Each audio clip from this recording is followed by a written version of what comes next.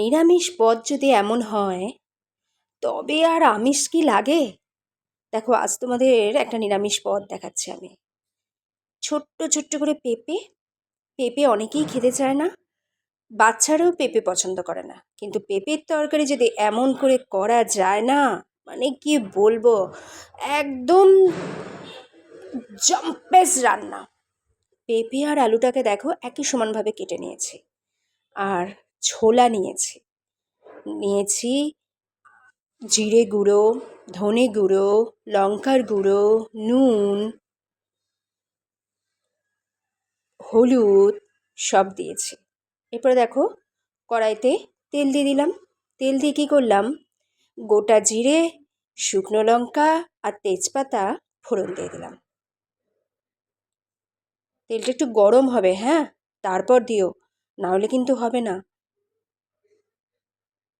তো এটা একটু গরম হওয়ার পর আমি দিয়ে দিলাম ফোড়ন।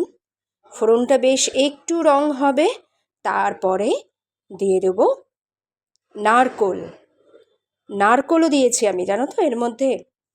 মানে তারপর যা রান্না হয়েছিল গো, কি বলবো, নিরামিষ পদ যে এত সুস্বাদু, তাও আবার পেঁপের তরকারি, যেটা অনেকেই পছন্দ করে না পেঁপে জিনিসটা। আমিও ছোটোবেলায় পছন্দ করতাম না, কিন্তু আমি এখন রান্না শিখে এমন রান্না করি না পেঁপের তরকারি, একেবারে হাত চেটে চুটে একদম। আমার বর ছেলে তো খুব আনন্দ সহকারে খেয়ে নেয়। তো বাড়ির লোককে খুশি করার জন্য, জানো তো, বলে রাগে রান্না থেকে মন পাওয়া যায়।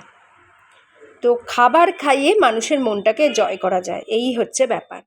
তো দেখো, পেঁপে এরপরে দিয়ে দিলাম, নারকেলটা একটুখানি ভাজা ভাজা হলে তারপরে দিয়ে দিলাম পেঁপে আর আলুটা। এবার পেঁপে আর আলুটা একটু ভাজা ভাজা হবে।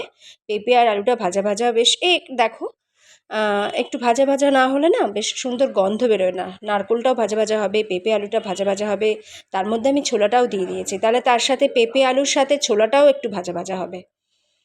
ছোলাটাও একটু ওর মধ্যে ভাজা ভাজা হয়ে যাবে।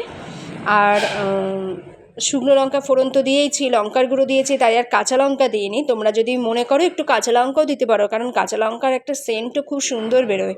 আমি আর কাঁচা লঙ্কা দিইনি, শুকনো লঙ্কা দিয়েছি তো, কারণ আমরা আবার বেশি ঝাল খেতে পারি না। শুকনো লঙ্কা দিয়েছি বলে আর কাঁচা লঙ্কাটা দিইনি। তো দেখো, এই দেখো ভাজা ভাজা হয়ে গেছে। এরপর আমি সব মশলাগুলো দিয়ে দিলাম। মশলাগুলো দিয়ে আবার একটু নাড়িয়ে নেবো, আবার একটু ভাজা ভাজা হবে মশলাগুলো, যাতে ভালো করে সব মশলাটা পেঁপে আলু ছোলার গায়ে লেগে যায়। তার জন্য আবার একটুখানি একটু ভাজা ভাজা ভাজা ভাজা মতো হবে। আর খুব সুন্দর একটা স্মেল বেরোয়, জানো তো, দারুণ একটা গন্ধ বেরোয় এরকম রান্না করার সময়। আবার আমি কি বলতো, এর মধ্যে হিংও দিয়ে দিই, অনেকে আবার দেয় না। এই দেখো ভাজা ভাজা কমপ্লিট হয়ে গেছে। এরপরে জল দিয়ে দিলাম, একটু ভালো বেশ লাল লাল মতো একটু ভাজা হবে, জানো তো, তারপরে জলটা দিয়ে দিলে, দেখেছো এখনই রং হয়ে গেছে। এবার দেখো ফুটছে, রীতিমতো একদম টকবগিয়ে ফুটছে। দেখো আমি একটু হিং দিয়ে দিয়েছি, আর হিং দিলে না একটা আলাদা গন্ধ বেরোয়। উফ, যে কী লাগে নিরামিষ এরকম তরকারি, এই তরকারি খেলে যেন একেবারে মন ভরে যাবে তোমার। দিয়ে দিয়েছি একটু গরম মশলা, আর দিয়ে দিলাম ঘি। দেখো, নিরামিষ তরকারিতে একটু ঘি গরম মশলা পড়লে তো আরই, কে বলবে যে আমাদের একদম আমিষ লাগবেই, মাছ মাংস ডিম ছাড়াও নিরামিষে এত সুস্বাদু খাবার। দেখো শেষমেশ দিয়ে দিলাম, হয়ে গেল। একটু এবার নাড়িয়ে চাড়িয়ে নামিয়ে দেবো। তোমরা এইভাবে রান্না করে দেখো পেঁপের তরকারি, বোঝাই যাবে না যে তোমরা ওটা পেঁপের তরকারি খাচ্ছ, বাচ্চারাও বুঝতে পারবে না, এত সুস্বাদু হয় এটা।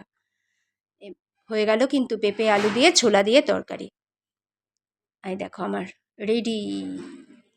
তোমরা বলো কেমন হলো, হ্যাঁ।